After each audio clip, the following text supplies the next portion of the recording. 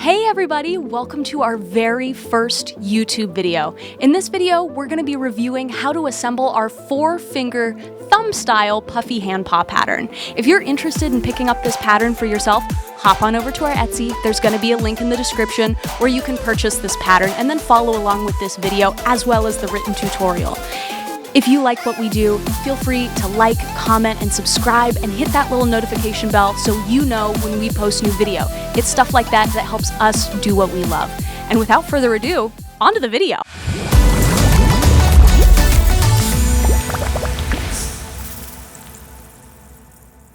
The first thing you're going to need to grab is a silver Sharpie marker, and then you're going to get yourself a really sharp pair of scissors. We recommend a sewing machine. It's helpful. You're going to have a hard time if you don't have one. And then get some Wonder clips.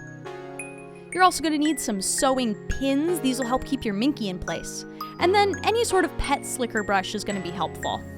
Grab your choice of colored fur, as well as your choice of colored minky for the toe beans. And then you're going to need some stretchy sport fabric for the liner. Grab some thread of any color, and then some light polyfill stuffing. We're going to start by cutting out all of our pattern pieces. Make sure you're cutting on the outside of that black line.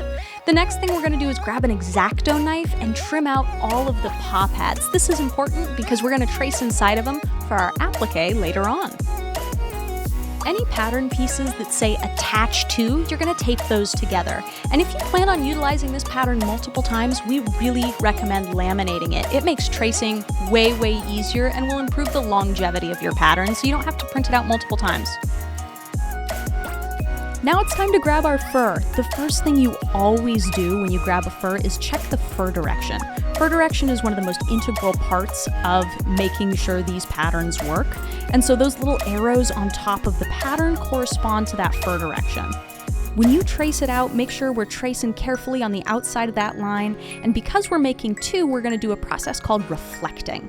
When you flip it over, you want to ensure that the arrows are still going in the same fur direction. And then anything we trace with the text up, we're going to put an X on that.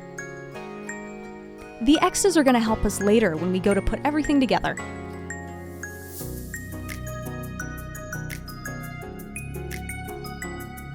Just like we traced those two back of the hand pieces, we're also going to make sure we're tracing two of those front of the hand pieces. These are going to function as our wrists. Alright, next up are the toes. We're starting with the outer fingers. We're going to trace 4 outers and 4 inners. Notice how anything with that text up, again, we're putting that little X. If you want to take and add claws to your paws, you're going to mark the little red marks onto your fur, and those are going to be our claw indicators. Because the inner and outer toes are really similar shapes, we find that it's helpful to label them with an O or an I to keep them separate. Once you finish tracing, you're going to end up with a grand total of 4 inner and 4 outers. Now we're going to move on to those front of the fingers. We're going to need 4 of the outer fingers and 4 of the inner fingers, just like the back of the fingers. We're going to make sure we're marking the outers with an O, and we're going to make sure we're marking those inners with an I. We're tracing out the little toe bean shape in the middle because that's what we're going to use for the applique later on. The last piece of fur we're going to trace out is our palm pieces, and make sure you're marking the front X, and we just need the 2 of them. Once you finish tracing all those pieces out, it's time to cut. So for cutting fur, it's a little tricky. You want to make sure you're taking tiny snips with a smaller pair of scissors and getting your blade right up against that fur backing. As far as seam allowance goes, we find it to be a largely personal preference thing. If you like seam allowance, and lots of people do, we recommend about 1/4 inch. If you're like us and have a real handle on your sewing machine, you might not be a big fan of a whole lot of seam allowance. The only seam allowance that we're using here is the width of the Sharpie marker.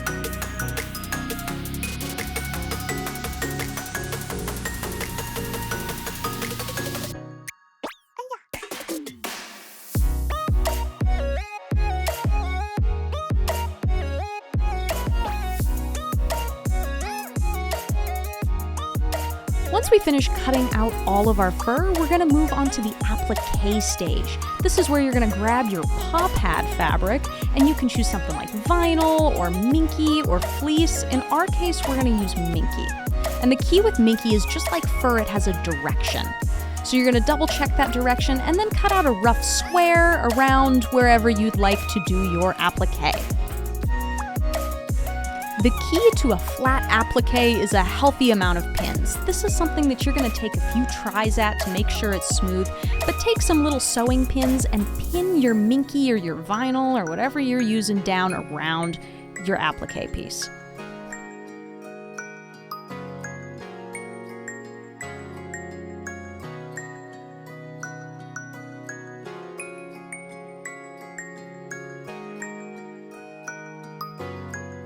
It's finally time to sew. Go over to your sewing machine and using a thread that best matches your paw pad color, use a straight stitch to sew around those lines that we traced earlier, taking out the pins as you go. I always worry about hitting the pins with my needle and snapping them. Some people choose to sew over them. Whatever floats your boat and calls you captain. The next thing we're going to do is trim off all that excess fabric. I like using a pair of what are called applique scissors for this, and you're going to take tiny little nips and trim around that stitch that we just did, making sure you don't cut so close that you accidentally cut the thread.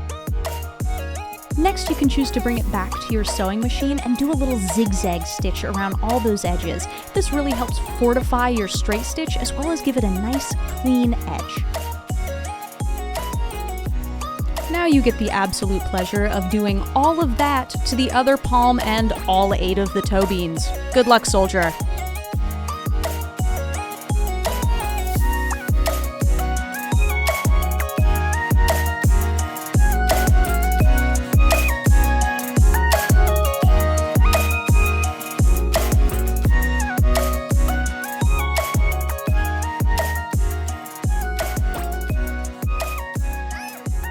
We like to use a slicker brush to brush out all that trapped fur from under our stitching. It really helps bring it together. Here in the Spoke Grape office, we've found all of this to be like dreadfully time-consuming. So we actually don't do any of this applique process. We actually have an embroidery machine that will do all of that for us. Please enjoy some very, very satisfying embroidery machine clips. If you're doing claws, listen up. If not, ignore this, I guess. You're going to select the claw that you'd like from the pad claws that came with the pattern, and then you're going to make sure you trace 8 of those onto a piece of fabric. What we've found is a really great way to do these claws is actually doubling the fabric up, because why trace them twice if you don't have to?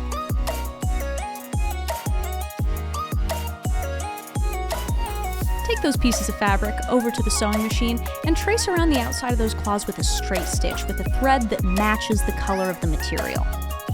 Make sure you leave the bottom open because we'll need to flip them inside out after we're done sewing them all up.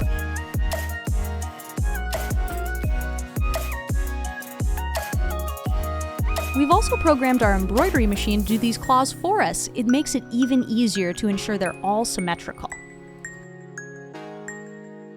Next up, we'll need to cut out all of our claws. Notice how we left the bottom open, just like I was talking about earlier.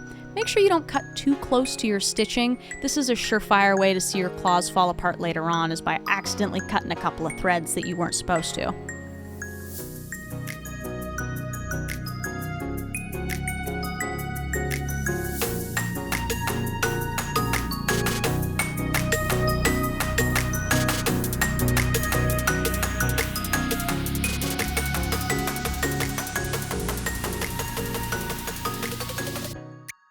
If you're not adding claws to your hand paws, clip up the back of the fingers just like we see here.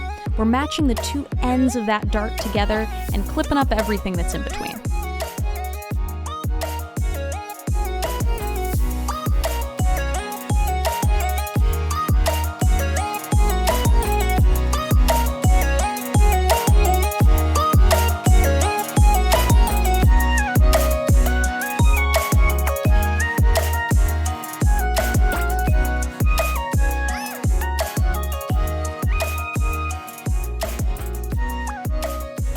If If you're adding claws, tune back in. The first thing we want to do is turn them right side out, and then we're going to use polyfill to stuff them to your desired density. I like making them a little denser at the tip and a little less dense at the back.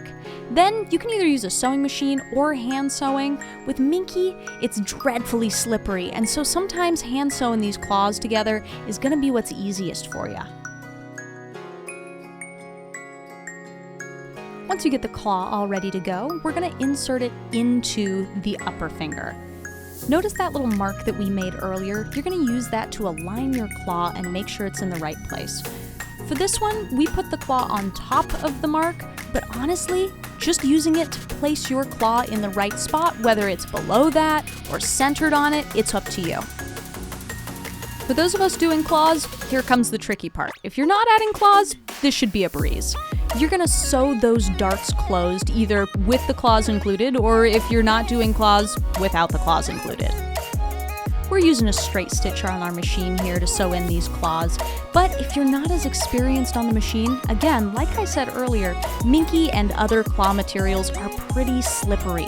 You very well may have an easier time hand sewing these in with a blanket stitch, so if you're having trouble on the machine, give that a shot. Now we get to assemble the paws. We're gonna start by attaching both of the wrists to both of the palm pieces. I like using a straight stitch to assemble these. Now we get to attach the fingers. This is where the X's that we drew on earlier are really gonna come into play. Keep in mind that these are our thumb-style hand paws, which means they're gonna be asymmetrical. When you're clipping on your fingers, pay attention to the I's and O's we drew on earlier. The outer fingers are gonna go on the outside of the hand, and the inner fingers are gonna go on the inside of the hand. Your fingers with the X's on them are only gonna be on one side of the hand, so make sure that your X's are both on the same side. Keep in mind though that because these hand paws have a left and a right due to the thumb, the first one you make, the X's may be on one side, like the right side. The second paw you make, the X's will be on the opposite side of the hand. Just like sewing the wrist to the palm, we're gonna use a straight stitch to sew on these fingers. I find sewing on the fingers in sets of 2 like this is really helpful. If you try to sew them all on together at once, I find that the clips kind of bunch up against each other and it just makes for a mess for sewing, and so it's much easier to do them individually like this. Sewing on the backs of the fingers to that larger back of hand piece is something that's going to be the exact same as sewing on the front of the hand pieces. You're going to do them individually, just like we talked about before, and sew them on with a straight stitch.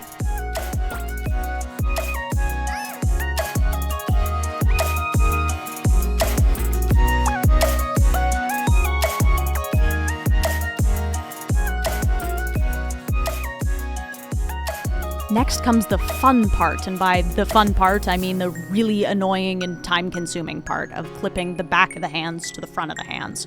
We like to start by clipping around the darts and making sure that the darts are pointing forward in the middle of those toe beans, so that way if you have claws, it's ensuring that the claws are pointing forward in the right direction. Once you've clipped up those claw darts, we can go ahead and start clipping around the entire hand paw. With this, there is no such thing as too many wonder clips. The more wonder clips you have, the more secure and less slippy your paw is going to be when you sew it. To sew the 2 halves of the paws together, we're going to utilize a straight stitch. This is one of the parts of the process that I really encourage you to take your time with. This is tricky. Again, if you're not super confident on a sewing machine, you might want to try to hand sew this, and that's perfectly fine. As you sew, go real slow to make sure that you're grabbing both sides of the fabric as you stitch over them.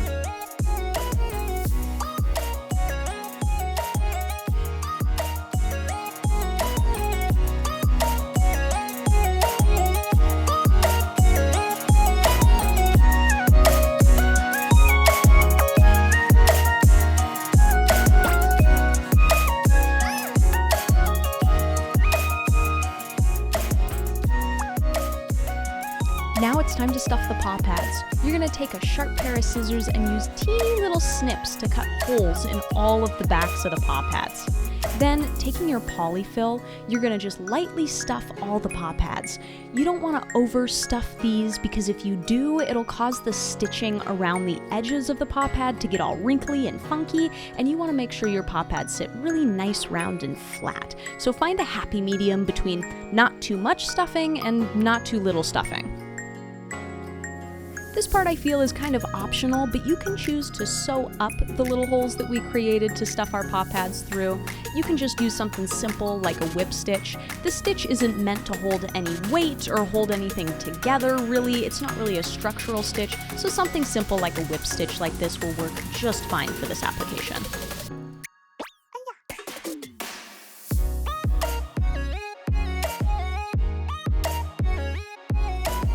The next part of the process is dealing with our handpaw liner. For this, you're going to select a fabric that's sweat wicking, something in the sports section. We also like to choose something a little stretchy. You're going to double up the fabric, just like we did for our claws, and trace out 2 of these liners. Rather than starting by cutting out the liners, we like to cut out squares around them and then use wonder clips around the edges to secure it and keep our fabric from slipping around. We're back to using our trusty straight stitch to trace the lines of this handpaw liner. Make sure you don't sew the bottom, that's the part where your hand goes in. Once it's fully sewn up, now we can take our scissors and cut around the outside.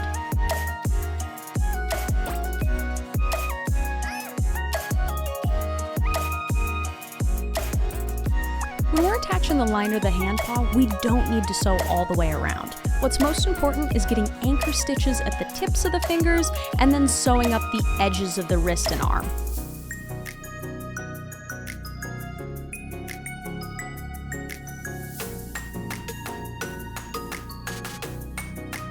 As you see here, I'm just using little tiny stitches at the tip of each finger to hold it in. And then you can also choose if you'd like to go and make those anchor stitches between the fingers as well. It's really up to you. Now comes arguably the worst part of fursuit making, which is turning handpaws right side out. This is a pain. There is simply no way to get around it. It's going to suck regardless of what you do. We find that utilizing a Sharpie marker or some other like stubby blunt object to push the fingers in individually is helpful because if you just use your fingers, you're gonna end up jamming them and that's no fun. Don't let the sped up video fool you. This is tough. It's gonna take you a lot of time. There may be tears involved. Just do your best and be patient with yourself. And if you get frustrated, put it down and come back to it.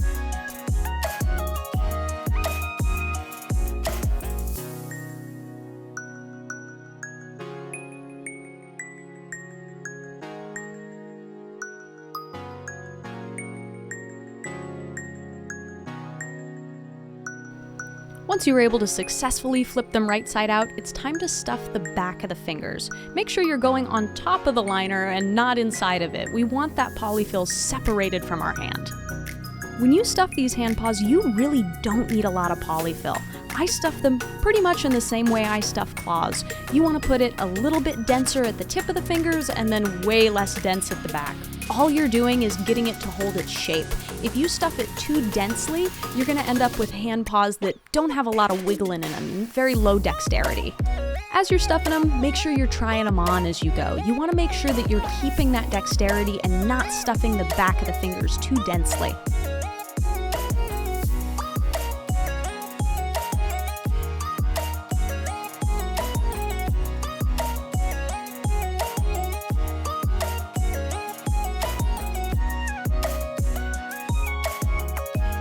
For cuffs, you can really make a decision on any type of material, minky or fleece or bias tape. For this example, we're going to use minky.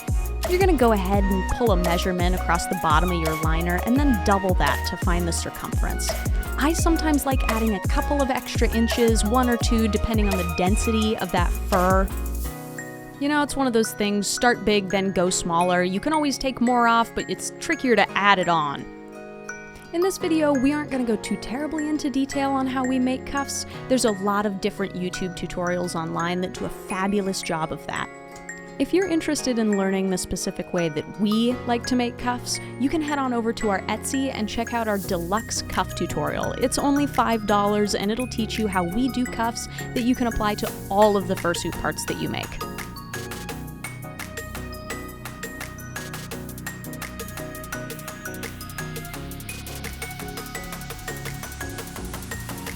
And ta-da! YouTube magic. You now should have 2 fabulous hand paws that look so good on you. Look how good they look on Lauren.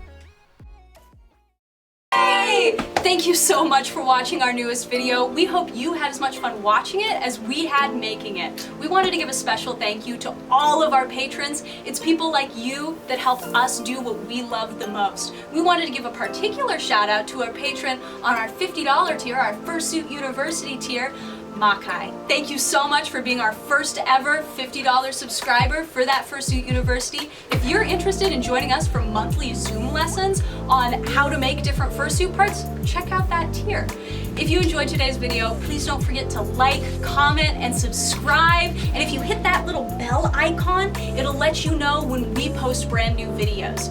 If you're interested in any sort of fursuit parts, pieces, or patterns, don't forget to check out our Etsy and more specifically, our Patreon.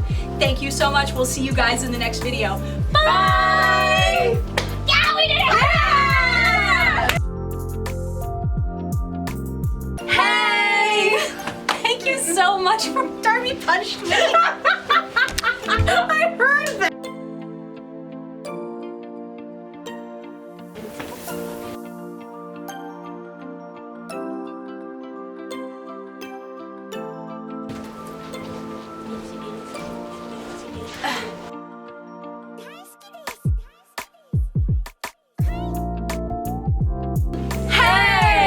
Thank you so much for watching our video. We had a terrible time filming this intro.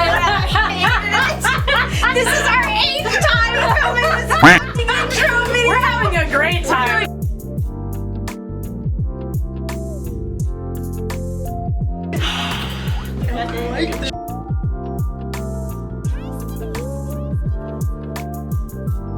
Yeah. And then I think we should get one up against the wall here with that white background. That's so funny.